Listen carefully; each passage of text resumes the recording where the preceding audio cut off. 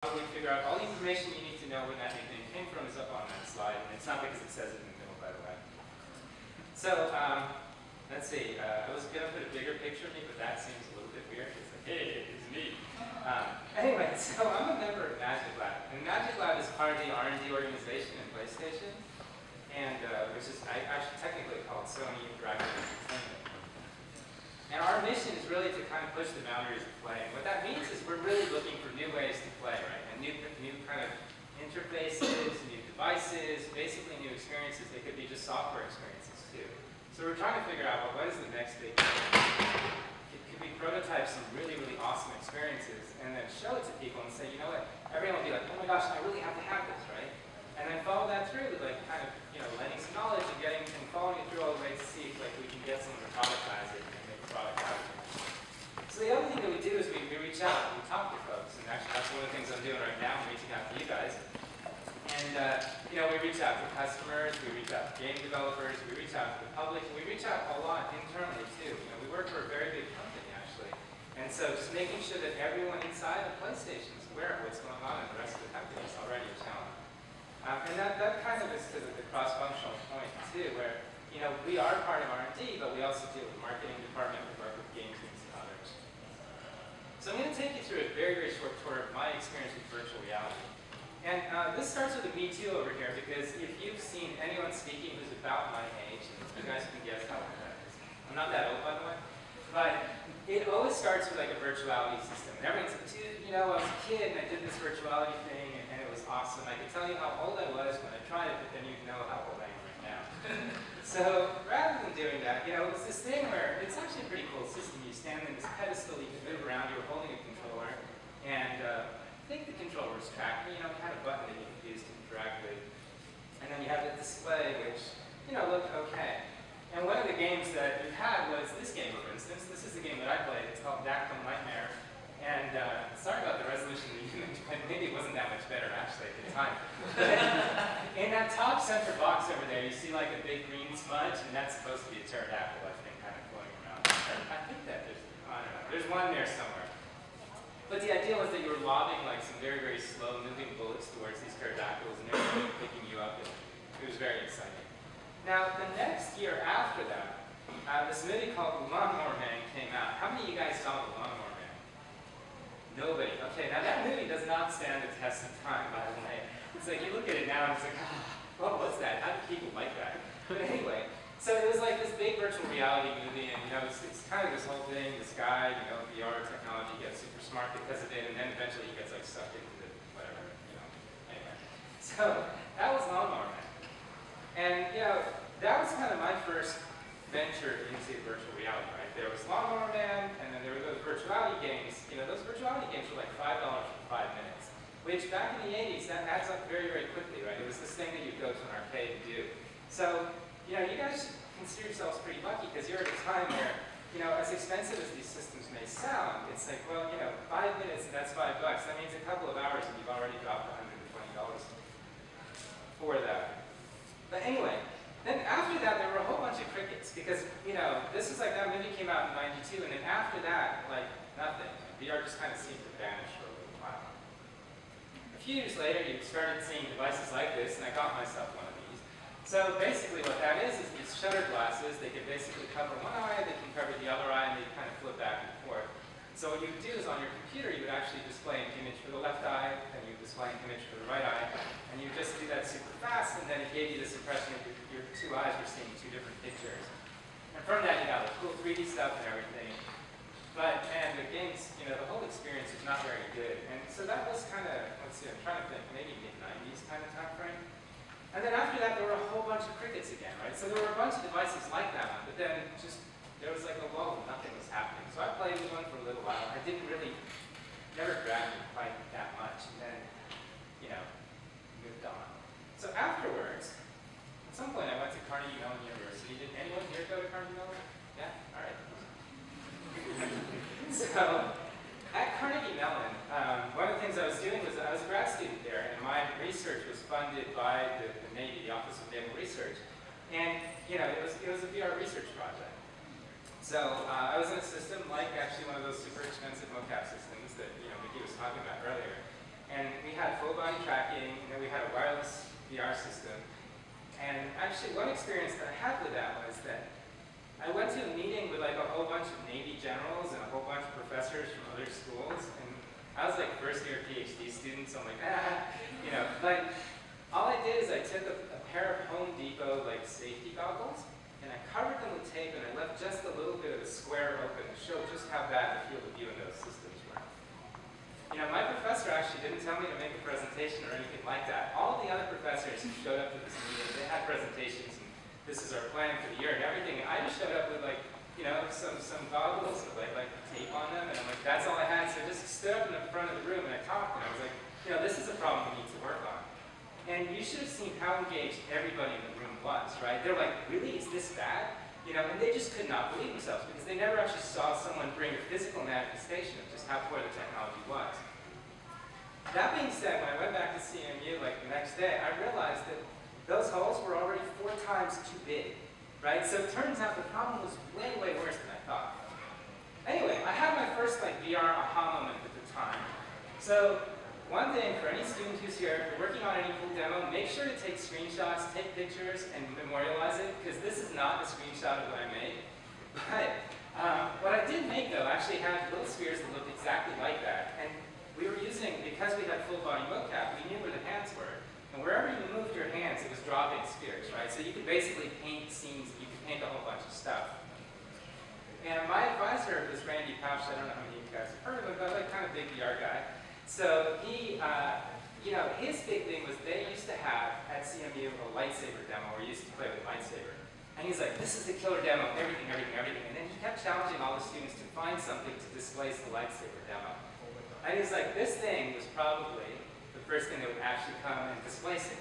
And it really, for me, was the simplest thing to do. It's like, my hand is zero, drop a ball. You move your hand, you just drop some more.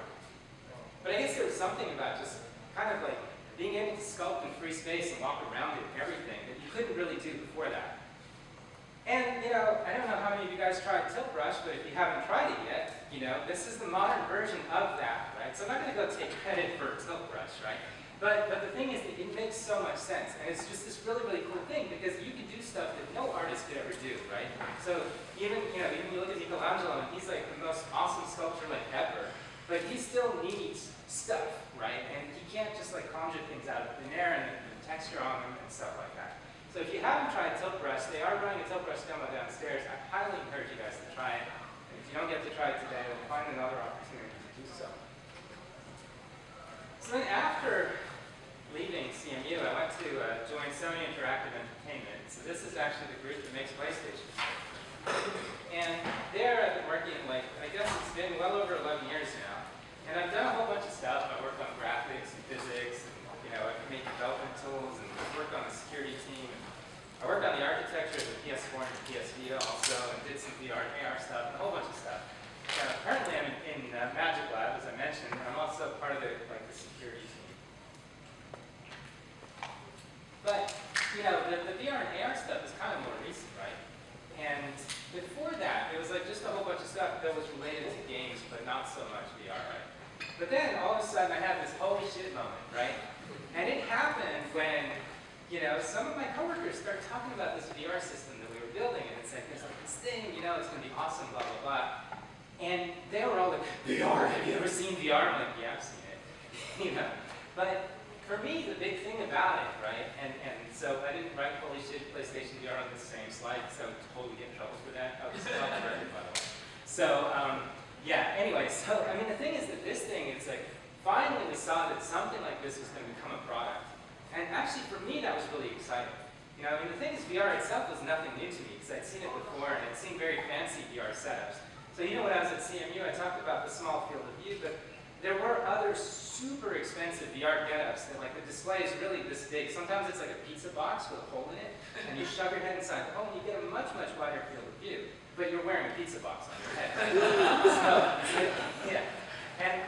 And here it was like, well, here's something that now, everyone can get, right? Everyone can get one of these things. Everyone can have a really good VR experience. And so, for me, what was really exciting about this was it felt like this is it, right? It's actually going to happen this time.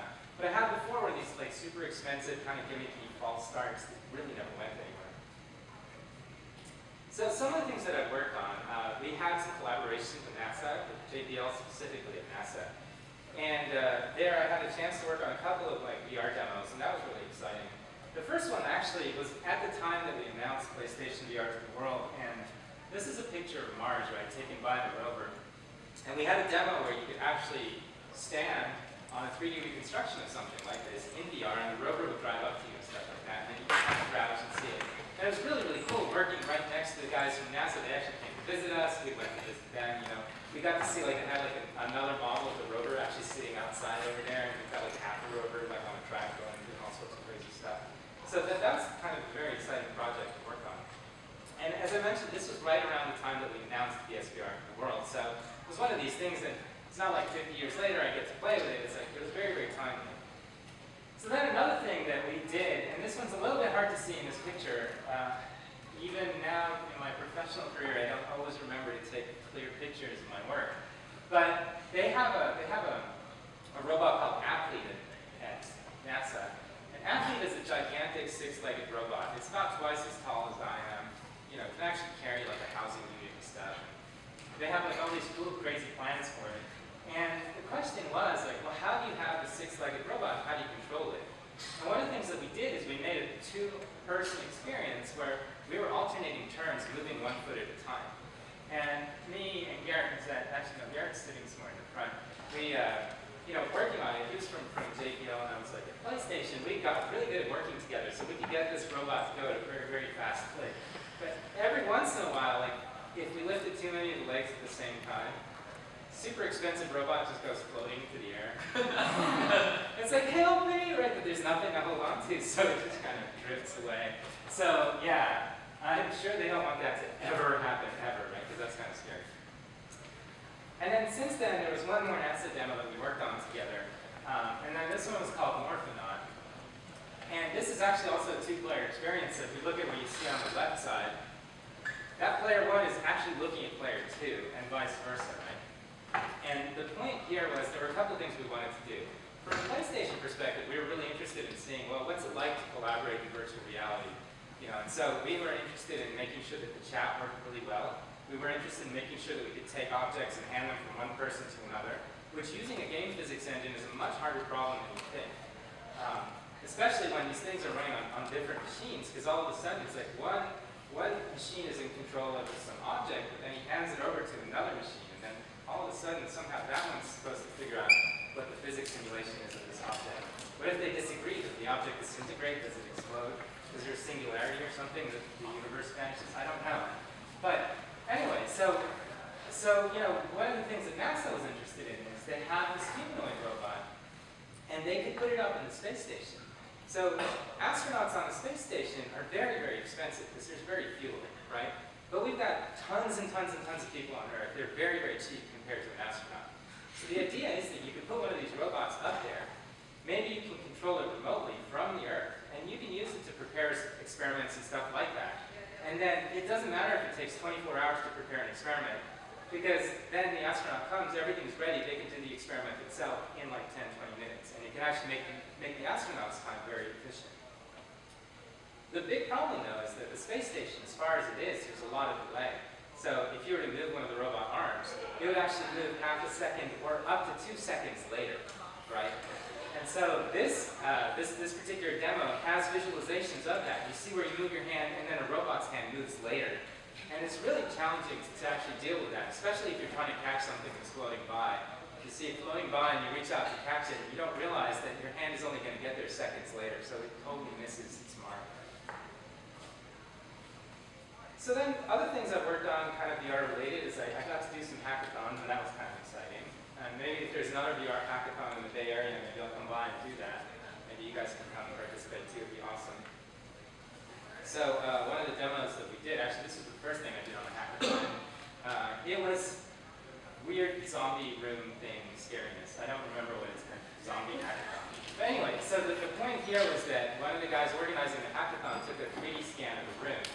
And it was like, well, what can we do with a 3D scan of the room? And I'm like, well, there's this research called World of Miniature. I don't know if you guys have heard of it or not, but it's a question of how do I get around a big space? Now, one way you can get around a big space in VR is you could hold a small version of a very big space, and you could say, I want to go right here. And then you go right there, and it just takes you there.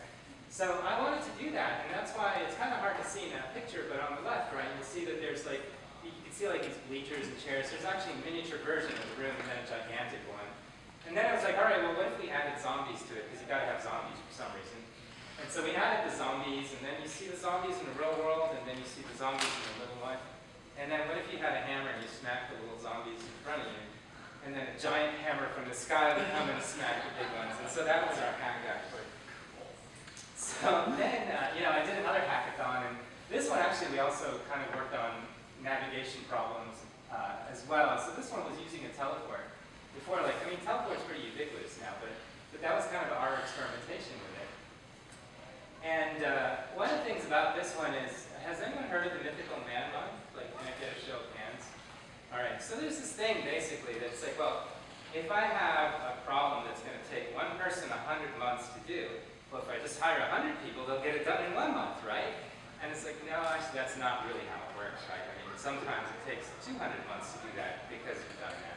So the problem here was that the first hackathon went so well where it was me and one dude. So I brought a whole team with me, and there were like 12 of us there, and it was just like nuts, and we didn't finish anything. So, sometimes smaller teams are actually better. I did a hackathon just last week, and there were 2 of us, and we finished. So there you go.